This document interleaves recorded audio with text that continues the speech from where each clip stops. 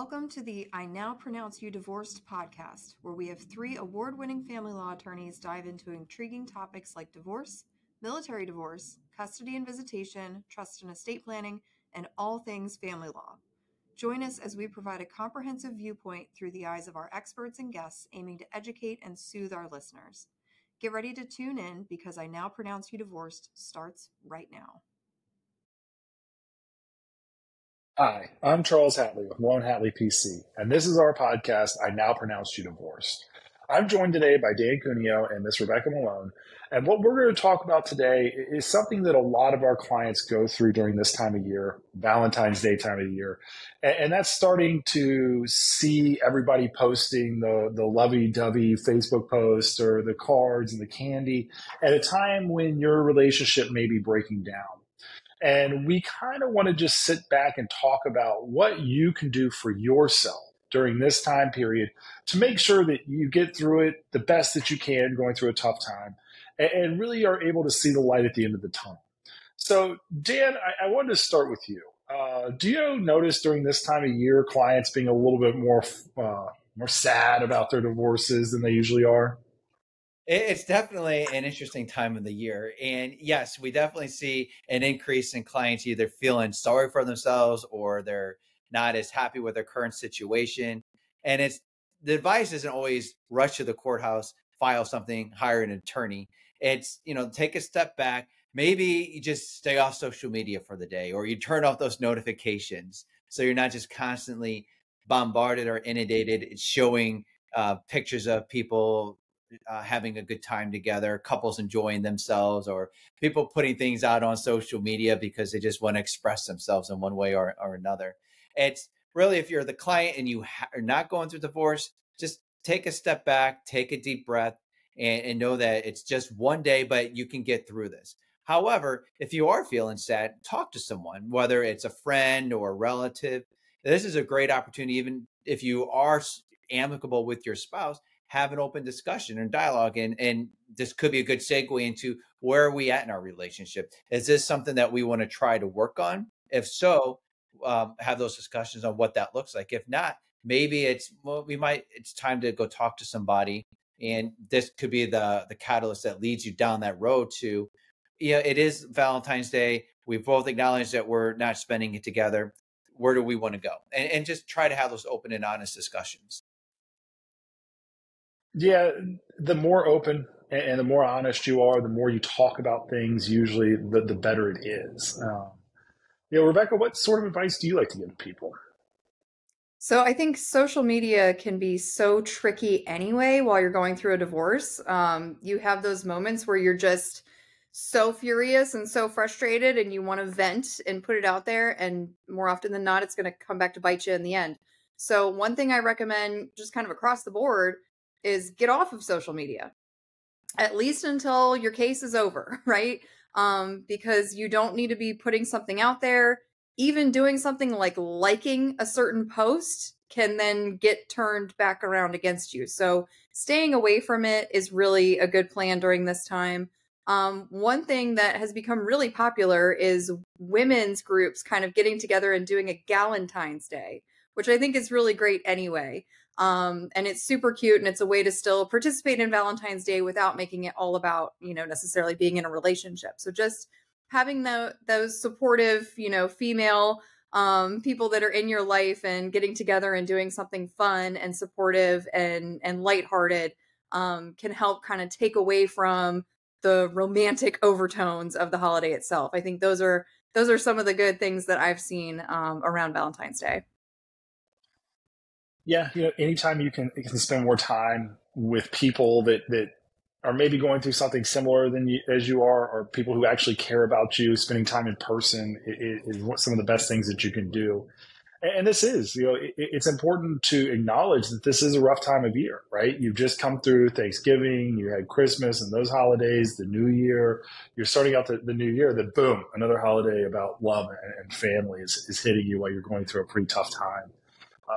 What about if there's children involved, Dan? What do you talk to people about then? That's a great opportunity to really embrace that holiday and show your love with your kids and spend time with them. That doesn't mean you have to post on social media or make comments about it. Just spend quality time, whether it's having candy or making cards together, whatever the activity is. Just make sure that you're spending that quality time with your kids, so they know that even if mom and dad are going through some type of breakup, that the kids are there, and you're putting the emphasis on wanting to spend that quality time with your children, and even include the other spouse if you can. If it is an amicable divorce situation or separation, try to include that other spouse. That goes a long way, especially in a lot of jurisdictions where I'm licensed, that if you can show to the court that you're taking the higher road or that you're wanting to include that other parent, that will weigh heavily with the judge, or if there's a guardian ad litem involved in the case, that you're wanting that other parent to be that active participant, because a lot of statutes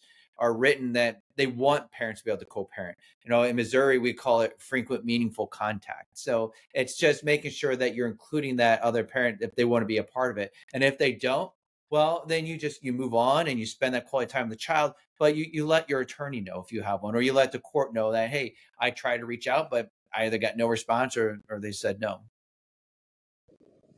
Yeah, exactly.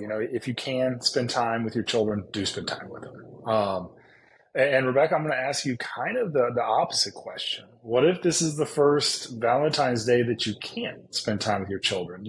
There's a temporary custody or visitation order in place, and this isn't your day. How do you handle that? Right. Not a lot of good a good comes out of that, right? Just No. feeling like you're already cut off from your soon to be ex-spouse, and now you're also not getting the day for visitation. Good thing about kids and holidays, especially little ones, is that usually the school is going to do some kind of an event, right? There's going to be some sort of little Valentine's Day party. There's going to be some sort of little gift exchange. Some schools will let you come in and like have lunch with your child for the day. And so they might be celebrating something around the same time. There might be ways that you can still participate in a party with your kid or go have lunch with them somewhere close to Valentine's Day, even if it's not necessarily your designated custodial day.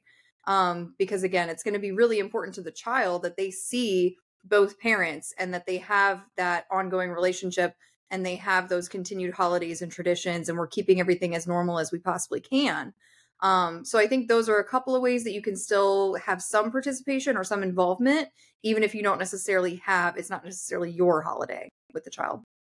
Mm-hmm. Or you could do what I do. Convince your kids that Valentine's Day is actually February 17th, and that way the candy's cheaper. And convince your kids that, the Easter Bunny actually comes the week after Easter. That way the candy's cheaper. And you can look at it as an opportunity to really save a lot of money here and, really do a lot of good. One of my traditions is taking the kids to CVS the day after the holidays to get cheap candy. But I have advised clients that before. They're like, "Well, I don't have my child for this holiday. Thanksgiving, Christmas, Valentine's Day, Easter." And they're like, Valentine's Day we always did candy, or Easter the Easter Bunny always came. And I would jokingly say, "Well, now the Easter Bunny gets to save a little money, right? You do Easter the next week." But your traditions can be different, right? As I say it in jest about saving money, your traditions can be like, "Hey kids, how fun is it to go the day after Valentine's Day and get all the cheap candy from the grocery store?" But it's an adjustment, right? It's understanding that your life is adjusting. And this is one of the steps of that adjustment. So Dan, how do you talk to people about, the broader adjustment that's happening? It's about being flexible. And I always try to tie it back to look out for the best interest of the child or the children. It's whatever holiday it is. If it's Valentine's Day, Easter, Christmas, whatever day it is, it's a day, right? It's a day on the calendar, but that doesn't mean that you have to miss the fun that's associated with that day. So in this example, if you're not able to spend time with your kids on Valentine's Day, make it another day. Like you've said, go the next day and just say, how fun is it? We're going to get you so much candy. You can pick out anything that you want, right? And that is just starting tradition, and they'll love it. Or you do it the weekend before. I mean, whatever works for your schedule. But just because you're not with your child on Valentine's Day doesn't mean that you have to miss out on all the fun that's associated with it. So be flexible. And maybe it's something where if it's in a holiday that's very important to you, if Valentine's Day means that much, talk to the parent. Maybe you can have that holiday, or talk to your attorney and make sure that it's written into a parenting plan that Valentine's Day is your day with the kids. And then, moving forward, you can always plan in advance. Or if not, then just make sure that you're looking ahead as to when these holidays are coming up and start planning activities. My experience has been kids love when things are planned, and they just love having a good time. And most children aren't going to be like, oh, I'm not with my mom or my dad on Valentine's Day. It's, what did you do to celebrate that day? Not on that particular day. And Rebecca mentioned, if your kids are the school age, a lot of times kids or schools have activities. Go there, participate, at least be there and show your kids that you love them and you support them, and you're there for them. You may not be there in the evening, but you can still be there for lunch or just hang out during the day. So I always advise clients, try to work with the other side. If not, create your own tradition. As you mentioned, Charles, kids just like to have fun. And if it's the day after, wonderful. If it's beforehand, great. It's just making sure you're spending that time and not missing that opportunity to share those memories and experiences with them. Yeah, I like to call myself the cheapster bunny. Save a little money. But all of this comes with the idea that, you want to be a part of it. But how do you advise your clients, Rebecca, that almost try to take over the holiday from the other parent? What would you tell that person? It's like, oh, well, I want to have this phone call on Valentine's Day, and I expect to talk to each child for 2 hours. Right. We have to think about, how is this going to look in front of a court? If we go into court and we can show this pattern of behavior where you're constantly intervening when it's the other parent's time, when they have something planned that maybe they've even tried to involve you in, and you're saying, okay, the party's from 1 to 3, I need to have a FaceTime call with them at 2:00, right? Or something like that, something that's just obviously interfering and intentional. Showing the court that you are flexible, not that you're necessarily going to ignore your children, right? You don't want to go on the other end of the spectrum and just say, fine, it's their time and I don't want to talk to them anyway. You still want to participate, but being flexible, exactly what Dan said. If you can reach out to the other parent and say, okay, what time is the event? Can I have a phone call around 5 if they're going to be back and ready, and, all of that. And then if the other parent is saying no, that's something that now we can use to our benefit in court, right? So we're constantly looking at, how is a judge going to see this? Does it look like you're interfering? Does it look like you're being intentionally disruptive? Does it look like, you're trying to do something below board? So just keep that in mind in all of those interactions back and forth. And the more that you can show that you're willing to accommodate, be flexible, still obviously make sure you get your time. You don't necessarily want to give everything away and say, oh, sure, the other parent can just have every single holiday and that's fine. But you want to be clear with those boundaries with each other too, right? So if I have the children, then during these times, these are our plans. I'm going to arrange for a FaceTime call with you after the fact, after they're home and fed and rested or whatever, and vice versa. We should have that courtesy going back and forth. Mm-hmm. Yeah, no, that's exactly right. You don't want, if this isn't my holiday, I'm not going to try to monopolize the time, because it'll turn into a tit for tat, and you don't want that. It doesn't look good to the court. There is something else that Valentine's Day sometimes brings up. And, if you have tried to love somebody too much and now find yourself subject to a protective order, what is your advice in those situations, Dan, where somebody has a protective order? Abide by the protective order. If it says do not call, do not call. I was thinking of this case as you were talking about. I had this client who had a protective order, but thought that he wasn't violating. He took a picture of the devil with a pitchfork and put his spouse's face on the devil and posted on social media on Valentine's Day. Clearly didn't do any harm to the spouse, but violating the protective order. No communication through any means whatsoever means do not post anything on social media. And if you have any question or concern, talk to your attorney about it first. Or if you don't have an attorney, make an appointment, talk to someone. But if you're having that extra love, I always advise dial it back and follow the order if there's one in place. Even if there's not, you still want to make sure that you're not over loving, because that could be taken in many different directions, and you don't want an order filed against you. And even though it is the day of love, we still want to make sure that we're being reasonable in our communications and in our actions. Yeah, you say it sometimes humorously, but we do get a lot of cases where all of a sudden, on a holiday regarding like Valentine's Day, I've seen it, where the spouse that didn't necessarily want the divorce sends 300 text messages on Valentine's Day night, and then boom, protective order, or they start reaching out too much, and there is a line that we all have to be careful of, right? And like Rebecca said, stay off social media. Do yourself a favor, get off social media. Be careful when you drink.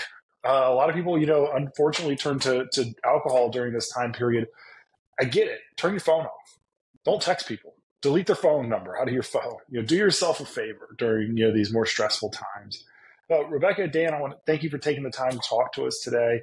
Talking about Valentine's Day is a little bit different when you're talking about divorce, but it is part of it. These changes that are necessary to go through is part of it. Having different holidays, having different emotions and experiences during the divorce process is normal. So if you know someone is going through a divorce and you're truly looking for a partner, give Malone Hatley PC a call and see the difference that we can make.